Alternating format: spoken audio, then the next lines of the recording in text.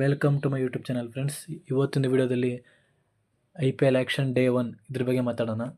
ನಮಗೆಲ್ಲ ಗೊತ್ತಿರೋ ಹಾಗೆ ಡೇ 1 ನೆನ್ನೆ ಕಂಪ್ಲೀಟ್ ಆಗಿದೆ. ಡೇ 2 ಇವತ್ತು ಕೂಡ ನಡೆಯುತ್ತೆ 3:30ಗೆ ಸೇಮ್ ಟೈಮ್. ನಿನ್ನೆ ನಡೆದಿರೋ ಡೇ 1 ಆ್ಯಕ್ಷನಲ್ಲಿ ನೀವೆಲ್ಲ ನೋಡಿರ್ಬೋದು ಯಾವ ಪ್ಲೇಯರ್ಸ್ ಯಾವ ತಂಡಕ್ಕೆ ಸೇರಿಕೊಂಡಿದ್ದಾರೆ, ಯಾವೊಂದು ತಂಡದಲ್ಲಿ ಕ್ವಾಲಿಟಿ ಪ್ಲೇಯರ್ಸ್ ಇದ್ದಾರೆ, ಎಷ್ಟು ಕೋಟಿ ಕೊಟ್ಟು ಪ್ಲೇಯರ್ಸ್ನೆಲ್ಲ ತೊಗೊಂಡ್ರು ಅನ್ನೋದನ್ನ ಪೂರ್ತಿ ವಿಡಿಯೋದಲ್ಲಿ ಹೇಳ್ತೀನಿ. ವಿಡಿಯೋ ಪೂರ್ತಿ ನೋಡಿ ಮಿಸ್ ಅಂತ ಮಾಡ್ಕೊಂಬೇಡಿ.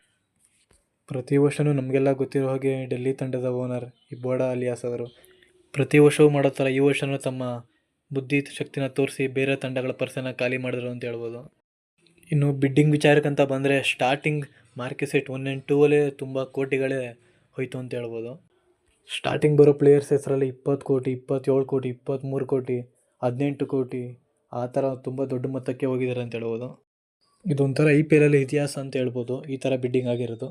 ಸ್ಟಾರ್ಟಿಂಗ್ ಬರುವಂಥ ವಿಕೆಟ್ ಕೀಪರ್ ಬ್ಯಾಟ್ಸ್ಮನ್ ಇಂಡಿಯಾದ ಮೋಸ್ಟ್ ಎಕ್ಸ್ಪೆನ್ಸಿವ್ ಆಗಿರೋ ರಿಷಬ್ ಪಂತ್ ಅವರು 27 ಕೋಟಿಗೆ ಲಕ್ನೋ ತಂಡ ಸೇರಿಕೊಂಡ್ರೆ 26.75 ಕೋಟಿಗೆ ಶ್ರೇಯಸ್ ಅವರು ಪಂಜಾಬ್ ತಂಡ ಸೇರ್ಕೋತಾರೆ. ಇನ್ನು KKRನ ಮೋಸ್ಟ್ ಎಕ್ಸ್ಪೆನ್ಸಿವ್ ಬ್ಯಾಟ್ಸ್ಮನ್ ಆಗಿರುವಂಥ ವೆಂಕಟೇಶ್ ಅಯ್ಯರ್ ಅವರು ಕೂಡ KKR ತಂಡಕ್ಕೆ 23.75 ಕೋಟಿಗೆ ಸೆಲ್ ಆಗ್ತಾರೆ.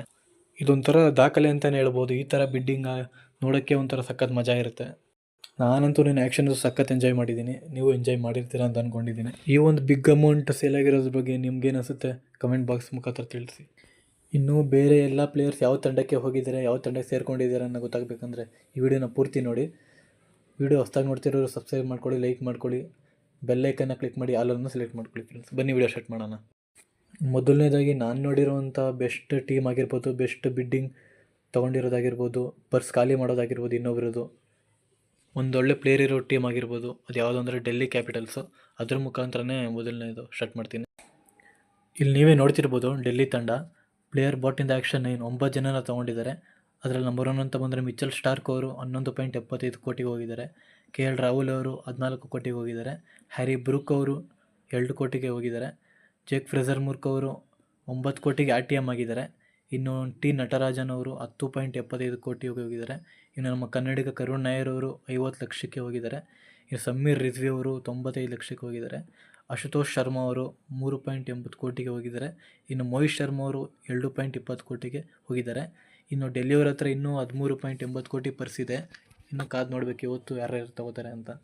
ಇನ್ನು ಎರಡನೇದಾಗಿ ಲಕ್ನೋ ಸೂಪರ್ ಜೈನ್ಸ್ ತಂಡ, ಇವರು ಆ್ಯಕ್ಷನಲ್ಲಿ 7 ಜನ ತೊಗೊಂಡಿದ್ದಾರೆ.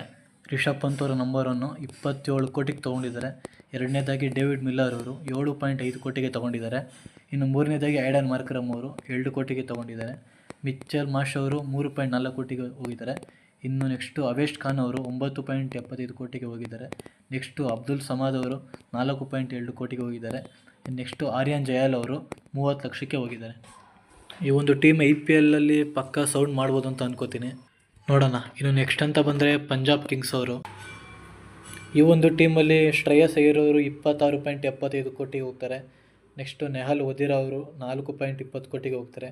ವಿಷ್ಣು ವಿನೋದ್ ಅವರು 95 ಲಕ್ಷಕ್ಕೆ. ಮಾರ್ಕಸ್ ಸ್ಟೋಯ್ನಿಸ್ ಅವರು 11 ಕೋಟಿಗೆ. ಗ್ಲೆನ್ ಮ್ಯಾಕ್ಸ್ವೆಲ್ ಅವರು 4.20 ಕೋಟಿಗೆ. ಯುಜ್ವೇಂದ್ರ ಚಹಲ್ 18 ಕೋಟಿಗೆ ಹೋಗ್ತಾರೆ.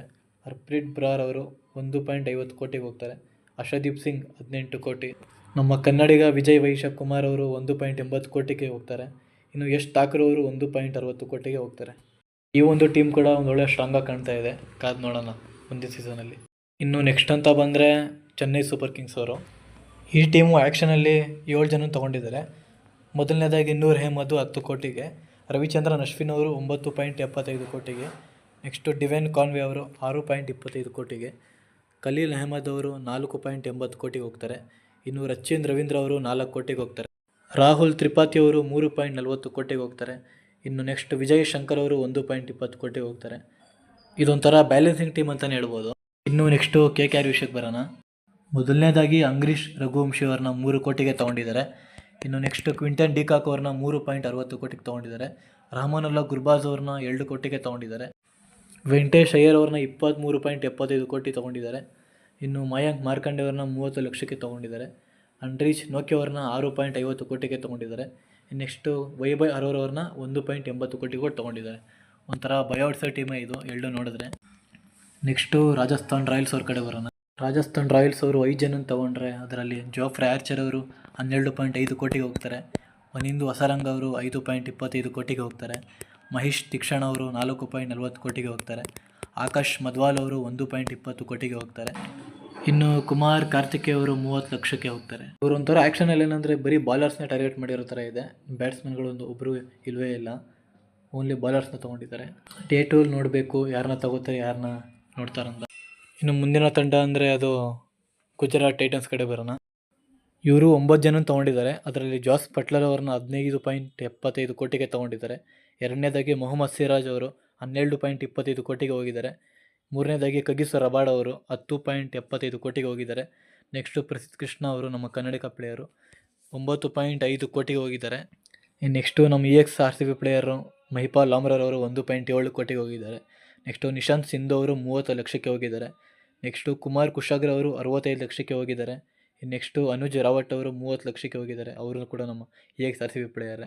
ನೆಕ್ಸ್ಟು ಮಾನವ್ ಸುತಾರ್ ಅವರು 30 ಲಕ್ಷಕ್ಕೆ ಹೋಗಿದ್ದಾರೆ. ಇವರು ಕೂಡ ಒಂದು ಒಳ್ಳೆ ತಂಡ ಬಿಲ್ಡ್ ಮಾಡಿದ್ದಾರೆ ಅಂತ ಹೇಳ್ಬೋದು. ಒಂದು ಒಳ್ಳೆ ಕ್ವಾಲಿಟಿ ಪ್ಲೇಯರ್ಸ್ನೇ ತೊಗೊಂಡಿದ್ದಾರೆ. ಓಕೆ, ಇನ್ನು ನೆಕ್ಸ್ಟ್ ಅಂತ ಬಂದರೆ ಅದು SRH ಕಡೆ ಬರೋಣ. ಇವರು ಮೊದಲನೇದಾಗಿ ಇಶಾನ್ ಕಿಶನ್ ಅವ್ರನ್ನ ಟಾಪೆಸ್ಟ್ ಬೈ 11.25 ಕೋಟಿಗೆ ತೊಗೊಂಡಿದ್ದಾರೆ. ಎರಡನೇದಾಗಿ ಮೊಹಮ್ಮದ್ ಶಮಿ ಅವ್ರನ್ನ 10 ಕೋಟಿ ಕೊಟ್ಟು ತೊಗೊಂಡಿದ್ದಾರೆ. ಇನ್ನು ಹರ್ಷಲ್ ಪಟೇಲ್ ಅವ್ರನ್ನ 8 ಕೋಟಿಗೆ ತೊಗೊಂಡಿದ್ದಾರೆ. ನೆಕ್ಸ್ಟು ರಾಹುಲ್ ಚಹರ್ ಅವ್ರನ್ನ 3.2 ಕೋಟಿ ಕೊಟ್ಟು ತೊಗೊಂಡಿದ್ದಾರೆ. ಆದಾಬ್ ಜಂಪ್ ಅವ್ರನ್ನ 2.4 ಕೋಟಿ ಕೊಟ್ಟು ತೊಗೊಂಡಿದ್ದಾರೆ. ಇನ್ನು ನೆಕ್ಸ್ಟ್ ಅಂತ ಬಂದರೆ ನಮ್ಮ ಅಭಿನವ್ ಮನೋಹರ್ ಅವರು ನಮ್ಮ ಕರ್ನಾಟಕ ಪ್ಲೇಯರು 3.2 ಕೋಟಿಗೆ ಹೋಗಿದ್ದಾರೆ. ಇನ್ನು ಸಿಮರ್ಜಿತ್ ಸಿಂಗ್ ಅವರು 1.5 ಕೋಟಿಗೆ ಹೋಗಿದ್ದಾರೆ. ಲಾಸ್ಟಾಗಿ ಅಥರ್ವ ಟೈಡೆ ಅವರು 30 ಲಕ್ಷಕ್ಕೆ ಹೋಗಿದ್ದಾರೆ ಅಂತ ಹೇಳ್ಬೋದು. ಲಾಸ್ಟ್ ಸೀಸನಲ್ಲಿ ಈ ತಂಡ IPLನೇ ಫುಲ್ ಡಿಸ್ಟ್ರಾಯ್ ಮಾಡಾಕ್ಬಿಟ್ಟಿದ್ರು. ಈ ಸೀಸನ್ ಏನು ಮಾಡ್ತಾರೋ ಕಾದು ನೋಡಬೇಕು. ಇನ್ನು ನೆಕ್ಸ್ಟ್ ಟೀಮ್ ಅಂತ ಬಂದರೆ ಅದು ಮುಂಬೈ ಇಂಡಿಯನ್ಸ್ ಅಂತ ತಗೋತೀನಿ. ಇವರು ಟೋಟಲ್ 4 ಜನನ ತೊಗೊಂಡಿದ್ದಾರೆ. ಟ್ರೆಂಟ್ ಬೋಲ್ಟ್ ಅವ್ರನ್ನ 12.5 ಕೋಟಿಗೆ ತೊಗೊಂಡಿದ್ದಾರೆ.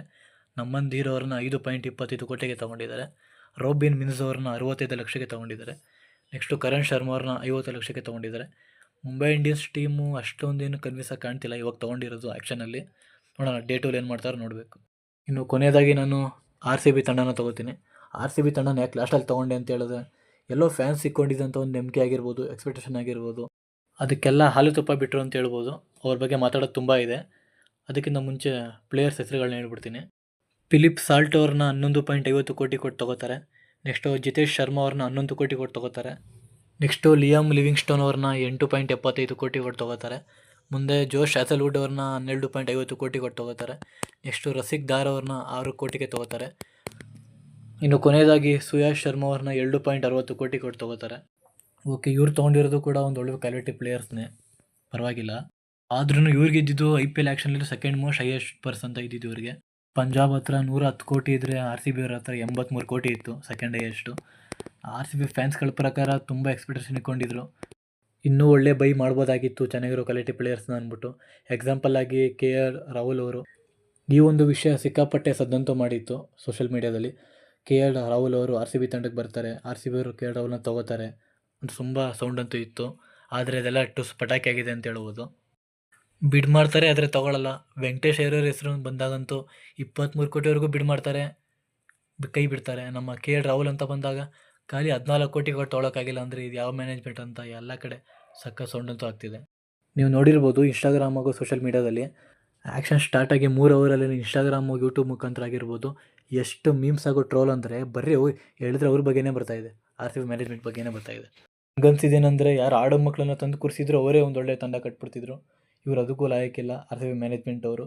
ಇವ್ರನ್ನ ಫಸ್ಟ್ ಕಿತ್ತಾಕೋರ್ಗೂ ನಮ್ಮ RCB ಇಡೀ ಜನ್ಮದಲ್ಲೇ ಕಪ್ ಹೊಡೆಯೋಕ್ಕಾಗಲ್ಲ, ಮತ್ತು ಒಂದು ಒಳ್ಳೆ ತಂಡನೂ ಕಟ್ಟೋಕ್ಕಾಗಲ್ಲ. ಇನ್ನೊಂದೇನೆಂದರೆ ಕಾಫಿ, ಟೀ, ಊಟ ಇವೆಲ್ಲ ಮಾತ್ರ ಕರೆಕ್ಟ್ ಟೈಮ್ ಕರೆಕ್ಟಾಗಿ ತೊಗೊಳ್ಳೋರು ಪಾಪ. ಬಿಡ್ಡಿಂಗ್ ಮಾತ್ರ ಮಾಡೋಕ್ಕೆ ಬಂದಿಲ್ಲ ಪಾಪ ಇವರಿಗೆ. ಆ ಕಡೆ ಮಿಚ್ಚಲ್ ಸ್ಟಾರ್ಕ್ ಅವ್ರು ಬರ್ತಾರೆ, ಅವ್ರನ್ನೂ ತೊಗೊಳ್ಳಲ್ಲ 12 ಕೋಟಿಗೆ. ಸಿರಾಜ್ ಅವ್ರು ಬರ್ತಾರೆ, ಅವ್ರನ್ನೂ ATM ಕಾರ್ಡ್ ಮುಖಾಂತರ ಬಳಸ್ಕೊಳ್ಳಲ್ಲ. ಮ್ಯಾಕ್ಸ್ವೆಲ್ ಬರ್ತಾರೆ, ಖಾಲಿ 4 ಕೋಟಿಗೆ ಹೋದ್ರು ಮ್ಯಾಕ್ಸ್ವೆಲ್ ಪಂಜಾಬ್ ತಂಡಕ್ಕೆ, ಅವ್ರನ್ನೂ ರಿಟರ್ನ್ ಮಾಡ್ಕೊಳ್ಳಲ್ಲ. ಹೆಂಗಂದರೆ ನೆನ್ನೆ ಒಂಥರ ವರ್ಸ್ಟಾಗಿ ಕಾಣ್ತು ನಮಗೆ RCB ಮ್ಯಾನೇಜ್ಮೆಂಟು. ಅದು ನನಗನ್ಸಿದ್ದೇನೆಂದರೆ ಮೋಸ್ಟ್ಲಿ ಇವರು ಅಲ್ಜರಿ ಜೋಸೆಫ್ನ, ಟಾಮ್ ಕುರಾನ್ ಅವ್ರನ್ನ, ಜೈದೇವ್ ಉನಾಟ್ಕಟ್ ಅವ್ರನ್ನ 20 ಕೋಟಿ ಕೊಟ್ಟು ತೊಗೊಬೋದೇನೋ ಡೇ ಟೂಲಿ. ಕಾದು ನೋಡೋಣ. ಓಕೆ, ಇಷ್ಟು ಹೇಳ್ತಾ ನಾನು ವೀಡಿಯೋನ ಮುಗಿಸ್ತಾ ಇದ್ದೀನಿ. ವೀಡಿಯೋ ಇಷ್ಟ ಆಗಿದ್ರೆ ಲೈಕ್ ಮಾಡಿ, ಸಬ್ಸ್ಕ್ರೈಬ್ ಮಾಡಿ, ಬೆಲ್ಲೈಕನ್ ಕ್ಲಿಕ್ ಮಾಡಿ, ಆಲೋದನ್ನ ಸೆಲೆಕ್ಟ್ ಮಾಡ್ಕೊಳ್ಳಿ. ಮುಂದಿನ ವೀಡಿಯೋದಲ್ಲಿ ಡೇ 2 ಬಗ್ಗೆ ಅಪ್ಡೇಟ್ ತೊಗೊಂಬರ್ತೀನಿ. ಅಲ್ಲಿವರೆಗೂ ಸಿಗೋವರೆಗೂ ಬಾಯ್.